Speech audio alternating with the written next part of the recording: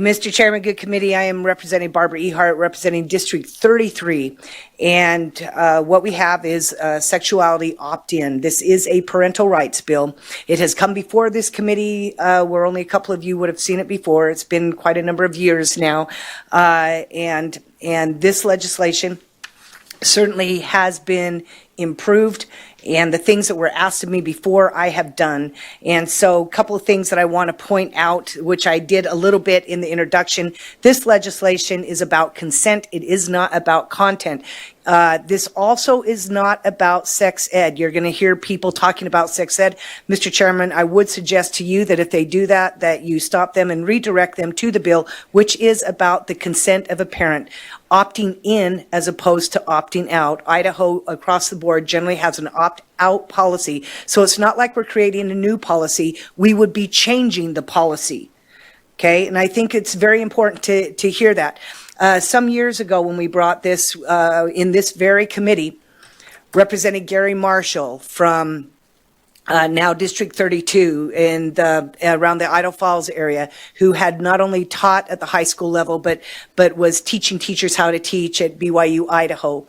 Gary Marshall made some incredibly good points, but one of them he said is that when it comes to our teachers, he felt that they were basically abdicating part of their responsibility, and that we've just used the opt-out as, I mean, if you don't say anything, you're just automatically in, and then the material has already been proven.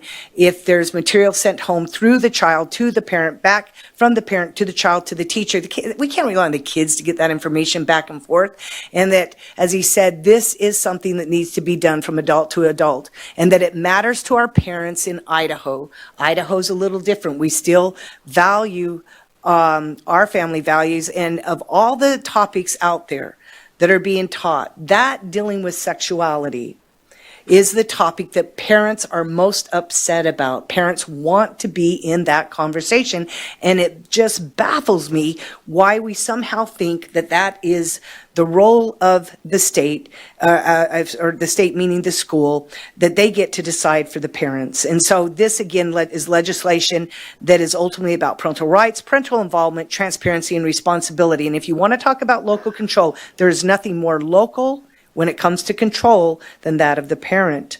Now, just real quickly, and then should there be a couple thoughts there by Ms. Hartley, I'd love for you to be able to hear it, and then she will also help me with legal questions that you may have.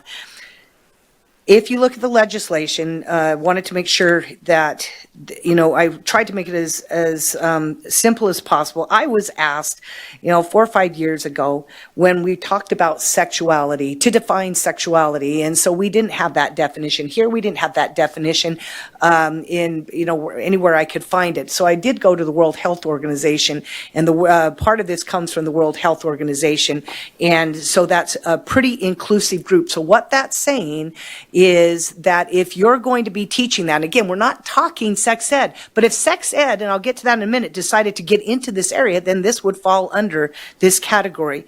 But if you're going to bring up these topics, and it could be history, social studies, and I say social studies, I'm probably using old-fashioned terms, English and the literature that you're reading, instead of reading the great works, some of this stuff has really gotten to be erotic.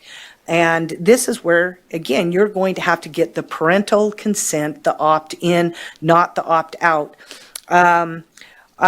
So we create a new definition, and then we create a new section for permission on page 1, line 30 or line 26, section 33-1611A. That would be new. And that would be defining what it means to opt in and how that works within the framework of the school. When you have an opt-in, you leave the control with the parents. You allow for complete transparency. You replace the responsibility of the information on getting that to the parents in the hands of adults, adult to adult.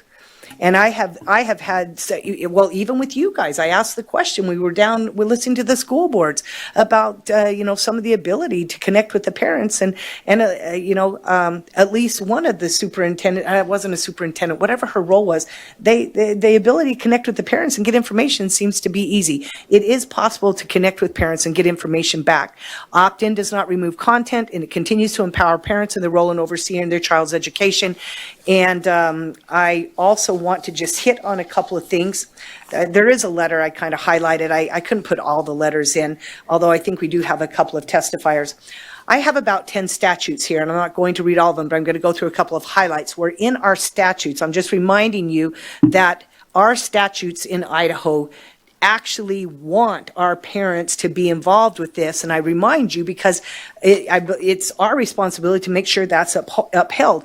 Now, 30 years ago, 40 years, 50 years ago, this topic that I'm bringing, that wasn't of concern because that's not how we dealt with topics relating to the sexuality of anyone. But if you're looking at 32.10.10, it talks about, says the implicit in the concept of the ordered liberty and deeply rooted in our nation's history and tradition is the role of the parents and the care and custody and control of their children are both implicit in that concept and ordered liberty. It also says the interest of the parents includes the high duty and right to nurture and direct their children's destiny, including their upbringing and education. That is in our statutes. We also see that as we continue, I'll skip some of them so as not completely, but in 32.10.12, it talks about the parents' right to direct the education of the children. They have the legal custody of any minor child or children and have the fundamental right and duty to make decisions concerning their education.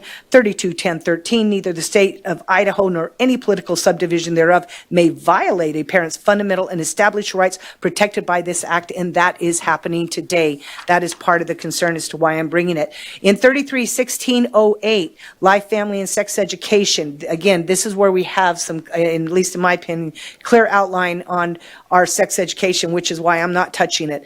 The legislature of the state of Idaho believes that the primary responsibility for family life and sex education, including moral responsibility, rests upon the home and the church, and the schools can only complement and supplement those standards which are established in the family. That is current legislation in the statute.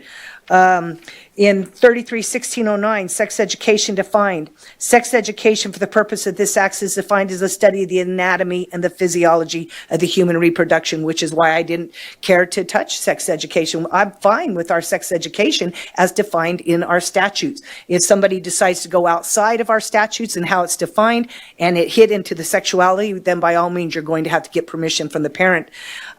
Continuing on, one last one. On 33.6002, school districts and boards of directors of public charter schools shall annually notify guardian of a student enrollment in the school district or public charter school of the parent or guardian's rights as specified in this chapter. And yet these things, this continues to codify, this legislation would continue to codify that legislation. So assuming they got on, and we're going to be able to hear them in a minute, you are going to hear some testimony, certainly not all testimony, as to how this is continuing right here, right now, today, to be abused. And our parents are upset, and they want this to stop. If you happen to look at this, one of the things that they said in regards to the sexuality clause, would that be anything of a sexual nature? In my daughter's language arts class this year, so this has come this month, in the language, and this is why we're talking sexuality. It's not about sex ed because the sexuality is coming in all classes. It's even been in math, stories, the story equations. So she says in her daughter's language arts class this year, they read a series of short stories in which they discussed abortion, rape, orgies, among awful, awful topics. And she wanted to know if this legislation would protect and stop that. So she won't go long. She'll be here to answer more of the technical questions should there be any, but if I could turn just a couple minutes over to Ms. Hartley for a couple of points, and then I think we could certainly answer questions, Mr. Chairman. Thank you, Representative. Ms. Hartley.